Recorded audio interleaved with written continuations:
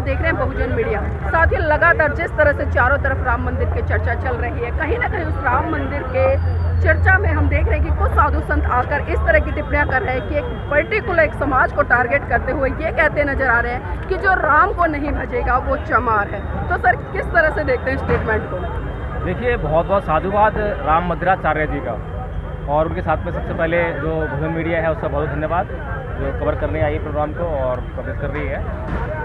सबसे बड़ा साधुवाद जो मैं राम मंदिराचार्य को इसलिए दे रहा हूँ क्योंकि अब तक चमार अकेले थे, लेकिन अब उन्होंने जो है पूरी दुनिया को चमार बना दिया है।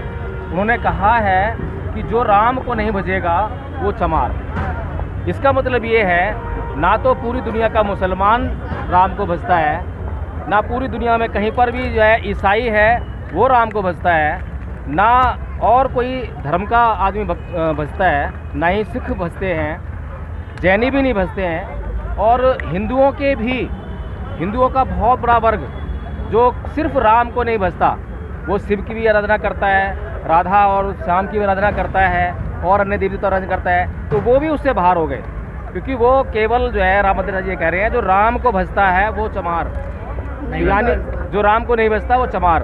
तो इसका मतलब ये है कि आधे से ज़्यादा हिंदू भी चमार हो गए हैं, और पूरी दुनिया में जितने भी लोग हैं जो हिंदू नहीं है, जो राम को नहीं भजते हैं, वो सारे चमार हो गए हैं। तो बहुत बहुत मुबारक सभी लोगों को कि इस बात का कि आपकी कम्युनिटी अब जो छोटी सी थी अब वो पूरी वर्ल्ड वाइड हो गई है, बहुत बड़ी हो गई है। मतलब आप समर्थन कर रहे हैं इस बात का? देखिए, मैं उनकी इस बात का समर्थन नहीं कर रहा हूँ, लेकिन उनको बता रहा हूँ, उनको आने दिखा रहा हूँ कि राम को जपने वाले थोड़े से लोग हैं, और वो केवल भारत में हैं, और भारत में भी बहुत थोड़े से लोग हैं जो राम को केवल जपते हैं। इसलिए जो है इस तरह की स्टेटमेंट देकर उन्होंने अपने ही पैरों पर कुल्हाड़ी मारी है।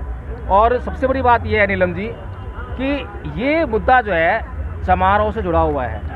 बाबा साहब डॉक्टर भीमराव अम्बेडकर ने चमारों को, बहुजन समाज को, SC ST OBC को बड़े अत्याचार सहन करने के बाद बचपन से लेकर और जब तक वे जिंदा रहे, जीवित रहे, तब तक उन्होंने ये अत्याचार सहन किए। और ये अत्याचार जो कभी नाई कर रहा है, कभी शिक्षक कर रहा है, कभी प्रोफेसर कर रहे हैं, कभी कर्मचारी कर रहे हैं, उन पर लगातार अत्याचार होते रहे। और जब उन्होंने इन धर्म ग्रंथों का अध्ययन किया, रामायण का, महाभारत का, गीता का, वेदों का, पुराण का जब अध्ययन कर लिया, तो वो ये इस डिस्कस पर पहुँचे कि ये जो अत्याचार मुझ पर हो रहे थे, ना तो कोई चपरासी कर रहा था, ना नाई कर रहा था, ना अध्यापक कर रहा था, ना प्रोफेसर कर रहे थे, ना वो कर्मचारी कर रहे थे, बल्कि एक पूरी व्यवस्था थी जो मेरे ऊपर अत्याचार कर रही थी। वो थी हिंदू धर्म की व्यवस्था। इसलिए उन्होंने 1935 में पूरे समाज को यह कहते हुए हिंदू धर्म को छोड़ा कि हिंदू धर्म जो है रहने लायक नहीं है। लेकिन सर, अगर कोई भी व्यक्ति जाति सूचक शब्दों से संबोधित करता है, जिस तरह से रामभद्राचार्य ने किया है, तो तमाम बहुजन समाज के लोगों ने उन पर FIR भी कराई है और प्रतिक्रिया भी दी है कि पर्टिकुलर एक जाति विशेष वर्ग को टारगेट करके इस तरह की स्टेटमेंट देना, इस तरह की टिप्पणी करना, ये संविधान के विरोध में है। देखिए, संविधान के विरोध में ही नहीं है, बल्कि यह एक देशद्रोही स्टेटमेंट है, देशद्रोह की स्टेटमेंट है। देशद्रोह क्या होता है ये हमें समझना चाहिए। जो देश की राष्ट्रीय एकता व अखंडता को तोड़ने की बात करता है, जो लोगों को अलग करने की बात करता है, जिससे राष्ट्रीयता छिन्न भिन्न होने लगे, वो देशद्रोह है। जो राम भद्राचार्य ने जो स्टेटमेंट दी है वो जातिवादी स्टेटमेंट है। वो चमार को एक अलग तरीके से देख रहे हैं, एक अलग आईना लगा रहे हैं। तो उन्होंने जो स्टेटमेंट दी वो नितांत जो है सांप्रदायिक है, नितांत जातिवादी है, और वो जो है राष्ट्रवाद के विरोध में है, नितांत देशद्रोही स्टेटमेंट है। उनके खिलाफ जो है तुरंत ही NSA लगाकर और उनको अरेस्ट किया जाना चाहिए, जेल के पीछे भेजना चाहिए। जी, इसी कड़ी में श्याम जी भी है मेरे साथ में। श्याम जी, जानना चाहूँगी इस स्टेटमेंट से आप कितना वास्ता रखते हैं? देखिए, उनकी स्टेटमेंट के बारे में हमारे वकील साहब ने बड़ी अच्छी तरीके से बता दिया, और मैं अब दूसरे विषय में बताता हूँ। मेरे और साथियों को जो बहुत ज़्यादा राम भजते हैं, मेरे ही साथी, मेरे ही गाँव के, मेरे ही भाई सभी, कि राम मेरे मुंह से निकले तो काशी राम हो जाए, राम मेरे मुंह से निकले तो काशी राम हो जाए, अगर ये सब अपना लें तो राज अपना हो जाए। तो मैं उस स्टेटमेंट का समर्थन करता हूँ। उन्होंने बता दिया कि आप अलग हो, अरे सारे एक हो जाओ। वकील साहब ने बता दिया सारे अंग्रेज चमार, सारे ईसाई चमार, जैन चमार, मतलब सबको उन्होंने बड़ी वो किया है। तो मैं तो कहूँगा सिख समुदाय से, जैन समुदाय से, अंग्रेजों से, सबसे, अरे कराओ ना FIR दर्ज। तुम्हें भी उसने एक जातिवादी मानसिकता में वो कर दिया है। एक लंबी लड़ाई होनी चाहिए। लेकिन मैं यहाँ आपके माध्यम से ये कहूँगा कि इतना सब कुछ कहने के बावजूद भी कभी कुछ हो नहीं रहा, क्योंकि जिसकी लाठी उसी का भैंस है। आप मानिए कि 22 तारीख को एक राष्ट्रव्यापी एक बड़ा आंदोलन के तरह से इसको तैयार किया जा रहा है, और हम लगातार आपके चैनल के माध्यम से पिछले 3-4 साल से कह रहे हैं कि इस देश को गृह युद्ध की तरफ धकेला जा रहा है, और वो आप सामने आपके प्रमाण हैं। अभी मैं आपके चैनल के माध्यम से बड़ी ईमानदारी से कह रहा हूँ कि पूरे देश के लोग थोड़े सतर्क रहें। इस राम मंदिर की आड़ में बहुत बड़ा षड्यंत्र हो रहा है, और कहीं ना कहीं ये प्रायोजित घटना को अंजाम देंगे, और घटना को अंजाम इसलिए देंगे क्योंकि 2024 के चुनाव नज़दीक हैं। वो ध्रुवीकरण करेंगे, वो एक तरफा हिंदू और मुस्लिम करके ना, चाहे इन्हीं के पाले हुए मुस्लिम बच्चों को उसमें इन्वॉल्व करें या कुछ भी करें। ये बड़ी ईमानदारी से बात कह रहा हूँ, क्योंकि इस देश को गृह युद्ध की तरफ धकेला जा चुका है। हमारे इस देश के कई टुकड़े होंगे ये हिंदू राष्ट्र बनाने की बात कर रहे हैं। सर, खुले तौर पे कहा जा रहा है कि भारत में यदि रहना होगा तो जय श्री राम कहना होगा। देखिए, हम क्या कह रहे हैं कि भारत देश में रहना होगा, तो मैं ये कह रहा हूँ कि जितने ये बीजेपी वाले जो जिस सत्ताधारी जो पार्टी है, अरे अपने दामादों से तो जय श्री राम कहलवा लो। सही बात है। क्यों कह रहा हूँ? क्योंकि उनके ज्यादातर दामाद मुस्लिम हैं। आपको पता होगा, आपके चैनल के माध्यम से मैं आपकी मदद से कह रहा हूँ जी कि अगर भारत में रहना होगा तो 22 जनवरी को 22 प्रतिज्ञाओं को कहना होगा, ये होना चाहिए। सर, 22 प्रतिज्ञाओं को लेकर तो लगातार तांडव होता है, आप फिर से 22 प्रतिज्ञाओं की बात कर रहे हैं। नहीं, ये भारत के लोगों का अगर शुद्धिकरण हो सकता है तो 22 प्रतिज्ञाओं से ही हो सकता है, क्योंकि भारत के लोगों के जो है मन में, मस्तिष्क में इतना क्रोध, इतनी अशांति, इतनी हिंसा व्याप्त है। अगर उससे उसको निजात दिलानी है तो 22 प्रतिज्ञाओं के माध्यम से केवल और केवल बौद्ध धर्म अपनाकर भारत को बौद्धमय करके उनके चित्तों का शुद्धिकरण हो सकता है। सर, आपने बौद्ध धर्म की बात करी तो एक सवाल और जानना चाहूँगी। अभी जिस तरह से लगातार हम सोशल मीडिया पर एक बौद्ध भिक्षु है जिनका नाम है संघप्रिय राहुल, वो लगातार एक स्टेटमेंट कह रहे हैं और ये कह रहे हैं कि भारत को हिंदू राष्ट्र होना चाहिए, और मैं इसका खुले तौर पर समर्थन करता हूँ, और मैं 22 तारीख को अयोध्या भी जा रहा हूँ। तो एक बौद्ध भिक्षु इस तरह के स्टेटमेंट दे रहा है, इससे क्या तात्पर्य है? देखिए नीलम जी, जब कोई भी व्यक्ति किसी धर्म का समर्थन करता है, किसी की बात का समर्थन करता है, तो वह जो अपने आप को कह रहा है वो नहीं रह जाता। अगर एक हिंदू बौद्ध धर्म की तारीफ कर रहा है, बौद्ध धर्म समर्थन कर रहा है, तो वो हिंदू रह कर क्या कर रहा है? फिर तो वो बौद्ध ही है। अगर एक जैन इसी तरह से बात कर रहा है तो वो बौद्ध ही है।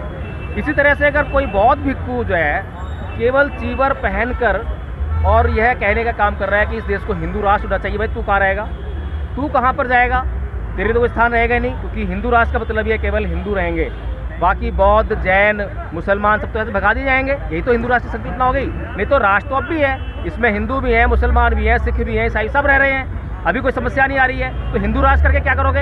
हिंदू राष्ट्र करके यही करेंगे कि सभी लोगों को, हिंदुओं के अलावा बाकी सभी को ये है भगाएंगे। और जो आपने प्रश्न किया है उस बनते के बारे में, तो बुद्ध ने जो है साफ साफ धम्मपद में कहा है कि यो च वंत कस्सा व सील सुषमाई तो उपेतो दम सच्चेन सैवे का सब रहती, यानी कि जो सत्य पर आधारित नहीं है, सीलों का आचरण नहीं करता, संयम बरतता नहीं है, तो उसको जो है चीवर धारण करने का या कासाय वस्त्र धारण करने का कोई अधिकार नहीं है। तो ये जो व्यक्ति है, इसका धम्म से कोई मतलब नहीं है, बुद्ध से कोई मतलब नहीं है, बौद्ध समुदाय से कोई मतलब नहीं है, भारत से कोई मतलब नहीं है, भारत राष्ट्र से कोई मतलब नहीं है, देशभक्ति से कोई मतलब नहीं है। इसको अगर मतलब है तो सिर्फ इस बात से कि बीजेपी ने उसको क्या आदेश दिया है, आरएसएस उसको क्या चाहती है, उसका स्वार्थ कहाँ से पूरा होगा, सिर्फ इन्हीं बातों को वो नजर में रखते हुए जो है वो स्टेटमेंट दे रहा है। मतलब आप खुले तौर पर कह रहे हैं कि वो आरएसएस और बीजेपी का एजेंट है। इस विषय पे हम आपके और जानकारी दुरुस्त करना चाहेंगे कि अभी 1.5-2 साल पहले कुछ भंते है ना आरएसएस की बड़ी बड़ाई कर रहे थे, उनके मंचों पर जा रहे थे। तो मैं आपके चैनल के माध्यम से बड़ी जिम्मेदारी से कहता हूँ कि बहुत सारे भंते, लगभग 200-250 की तादाद है, उनको नागपुर हेडक्वार्टर में ट्रेनिंग दी जा रही है, और वो लगातार तैयार हो रहे हैं, और वो चीवर पहनकर आ जाते हैं हमारे बीच, हमारे समाज को गुमराह करने के लिए। और इन लोगों ने क्या किया है, जैसे भंते जी ने कह दिया, अरे वो तो पहले से ही हिंदू हैं, वो तो सिर्फ गुमराह करने के लिए चीवर लेके हमारे पास भंते जी बनकर आ रहे हैं। हमें पहचानना पड़ेगा। अगर मान लीजिए मैं आज यहाँ पर हूँ और मैं कहता हूँ कि भाई फला धर्म अच्छा है, तो पहला मुझे अपनाना पड़ेगा ना, या मेरे अंदर है, मेरे अंदर है ना, मेरे परिवार में है। तो वो भंते जी वास्तव में बुद्धिज्म के भंते नहीं है, वो मतलब पद वो हमारे धम्म के नहीं है, वो आरएसएस हेडक्वार्टर के ट्रेनिंग करे हुए वो पालतू तीतर हैं जो इस समाज को गुमराह करना चाहते हैं। वही लोग प्रचार कर रहे हैं कि बुद्ध जी अवतार हैं विष्णु जी के, वही लोग कर रहे हैं। क्योंकि आपको पता होगा कि जैसे जैसे हम इसके और ताकत में जाएंगे, हमारा समूह बढ़ेगा, हमारा ग्रुप और विकसित होगा, हमारे बुद्धिजीवी और जगेंगे, लोग पाखंड को छोड़ेंगे, तो ये अपनी कुछ चेष्टा तो करेंगे और कुछ चलेंगे। तो यही काम हो रहा है। इसमें अगर बौद्धों को ऐसे नकली बौद्ध भिक्षुओं से बचना है तो उनको बुद्ध के धर्म की जानकारी लेनी पड़ेगी। जिस तरह से मैंने एक गाथा बताई है तो उसे मालूम पड़ जाता है, उसका आचरण करेंगे, आप देखेंगे तो मालूम पड़ जाएगा कौन असली है और कौन नकली है।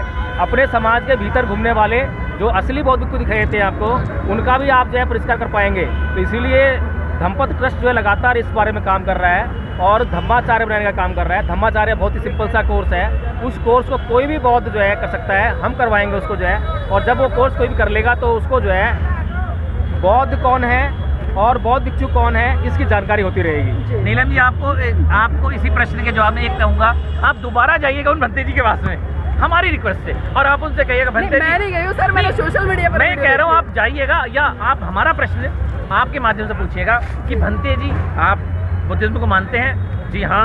आप 22 प्रतिज्ञा मानते हैं? तो आप उनका चेहरा आराम से पहचान पाएंगे कि वो किस तरीके से ट्रेंड किए हुए लोग हैं। ट्रेनिंग कहाँ पे भी कहाँ से ट्रेनिंग हुई अपने आप पता चल जाएगा। नागपुर से हुई तो वैसे खत्म। बहुत बहुत धन्यवाद। सुमन जी एक और ले लेती हूँ आज बहुजन मीडिया।